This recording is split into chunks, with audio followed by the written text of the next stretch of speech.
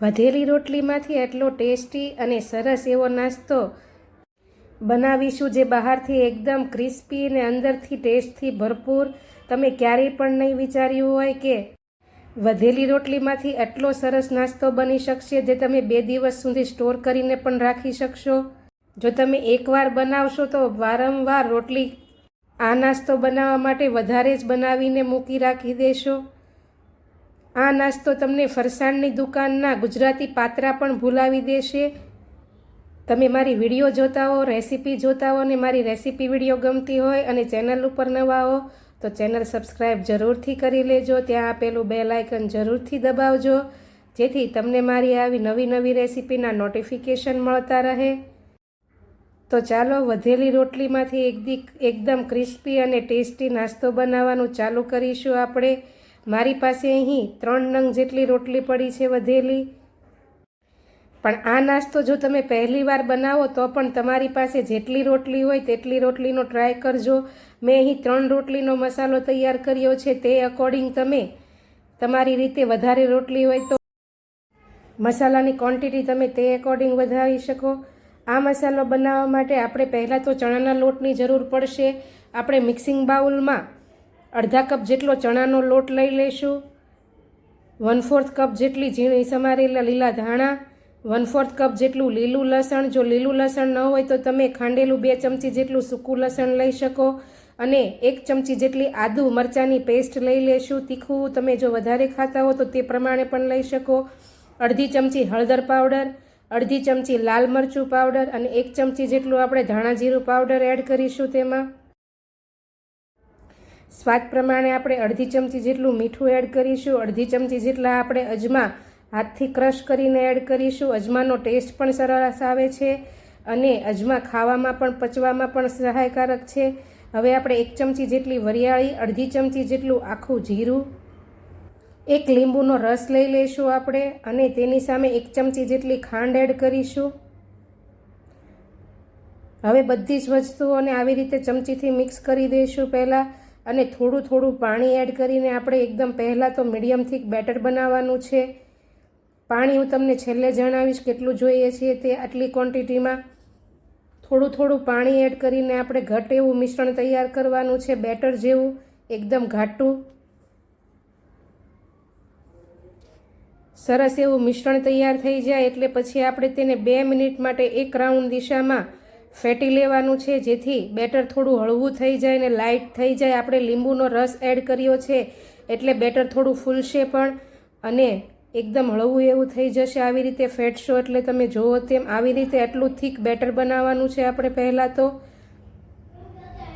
Better આપણું તૈયાર થઈ ગયું છે. હવે જે રોટલી છે તે આપણે આવી રીતે કોઈ પણ ડીશ કે પાટલી ઉપર લઈ લઈશું અને જે આપણે ફિલિંગ બનાવી છે તેમાંથી આપણે પહેલાં તો 2 ચમચી જેટલી ફિલિંગ રોટલી ઉપર એડ કરીશું અને એક સરખી રાઉન્ડમાં આપણે સ્પ્રેડ કરી દઈશું. મસાલો આપણે આખી રોટલી ઉપર એક સરખો ફેલાવી દઈશું આવી રીતે. અને હવે એક સાઈડથી કોર ઊંચી કરીને આવી રીતે ગોળ ગોળ રોલ કરી લેવાના છે જેમ આપણે પાત્રાના રોલ કરીએ છીએ તે રીતે.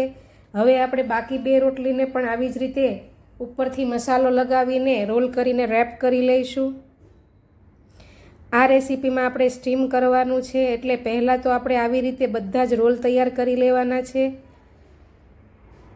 અને હવે સ્ટીમરને મીડિયમ ટુ હાઈ ગેસની ફ્લેમ ઉપર પાણી ગરમ કરી તેમાં સ્ટેન્ડ મૂકીને ઢાંકીને મૂકી દઈશું અને પાણી ગરમ થઈને અંદર સ્ટીમ તૈયાર થાય ત્યાં સુધીમાં આપણે તેને ગેસની ફ્લેમને હાઈ રાખીશું. અને હવે કોઈ પણ ડીશ કે આવી પ્લેટર લઈને તેને પહેલાં ઓઇલથી આપણે ગ્રીસ કરી લઈશું ને જે રોલ આપણે તૈયાર કરીને રાખ્યા છે તે તેની ઉપર આવી રીતે ગોઠવી લેવાના છે.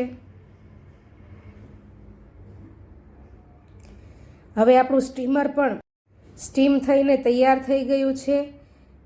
ખોલીને તમે જુઓ તેમ સરસ એવી સ્ટીમ તૈયાર થઈ ગઈ છે. હવે આપણે જે પ્લેટ તૈયાર કરી છે તેમાં મૂકીને આપણે લગભગ 6 થી 8 મિનિટ માટે મીડિયમ ટુ હાઈ ગેસની ફ્લેમ ઉપર આ રોટી રેપને સ્ટીમ કરી લેવાને છે. 8 થી 10 મિનિટ જેવો સમય થઈ ગયો છે. તમે જુઓ તેમ સરસ એવા રોટી રેપ સ્ટીમ થઈ ગયા છે. આ રોટી રેપને આપણે પહેલાં તો એકદમ બિલકુલ ઠંડા પડી જવા દેવાના છે અને ત્યાં સુધીમાં આ નાસ્તાને તળવા માટે આપણે મીડિયમ ગેસની ફ્લેમ ઉપર તેલ ગરમ કરવા માટે મૂકી દઈશું. રોટી રેપ એકદમ ઠંડા પડી જાય અને તેલ ગરમ થાય ત્યાં સુધીમાં આપણે તેનાથી આવી રીતે રાઉન્ડ શેપમાં જેમ આપણે પાતરા કટ કરીએ છીએ એ રીતે તેના એકદમ માપસરના પીસીસ કરી લેવાના છે. થોડું ધ્યાનથી કરવું, જો કે સ્ટીમ કરેલા છે એટલે રોટી રેપ તમારા વિખાશે નહીં, પણ આવી રીતે પ્રેશર આપ્યા વગર ધીમે ધીમે સરસ એવા કટ કરી લેવાના છે. એક રોટી રેપમાંથી અંદાજે 6 થી 7 પીસીસ થશે, જે તમારી રોટલીની સાઇઝ ઉપર ડિપેન્ડ કરે છે. તો સરસ એવા પીસીસ તૈયાર થઈ ગયા છે. તમે ક્યારે આ રીતે રોટલીમાંથી આવો નાસ્તો બનાવ્યો છે કે નહીં તે મને કોમેન્ટમાં જરૂરથી જણાવજો. અને તમે વધેલી રોટલીમાંથી કયો નાસ્તો બનાવો છો તે પણ જરૂરથી કહેજો. તમે જુઓ તેમ જેમ પાત્રાના રેપ બને છે તેવી જ રીતે રોટલીના રેપ બનીને તૈયાર થઈ ગયા છે. હવે આપણે જે તેલ ગરમ કર્યું હતું તેની ફ્લેમ આપણે એકદમ લો કરી લેવાની છે અને લો ગેસની ફ્લેમ ઉપર જ આપણે તેમાં આ પીસીસ એડ કરીશું. લગભગ 5 થી 6 મિનિટ જેટલો સમય લાગશે આ રોટી રેપને એકદમ સરસ એવા ક્રિસ્પી થવામાં. ચમચીરીથી આવી રીતે બંને બાજુ ઉલટપુલટ પલટીને આપણે એકદમ ગોલ્ડન બ્રાઉન કરી લેવાના છે. સહેજ પણ ઉતાવળ નથી કરવાની, જેથી અંદરનો મસાલો પણ ક્રિસ્પી થઈ જાય અને તમારે તેને સ્ટોર કરીને રાખવા પણ રાખી શકો. તમે જુઓ તેમ એકદમ બ્રાઉન કલરના ગોલ્ડન થઈ ગયા છે. હવે તેને આપણે ઝારાથી કાઢી લઈશું અને આવી જ રીતે બીજા બધા પીસીસને પણ લો ગેસની ફ્લેમ ઉપર આપણે તળી લેવાના છીએ. તો રેસીપી કેવી લાગી તે જરૂરથી કહેજો અને તમે આ રેસીપી ક્યારે ટ્રાય કરી છે કે નહીં તે પણ જણાવજો. એકદમ ક્રિસ્પી અને ફરસાણનો નાસ્તો ભૂલી જાઓ તેવો નાસ્તો બનશે. તમે તેને 2 દિવસ સુધી સ્ટોર કરીને પણ રાખી શકશો.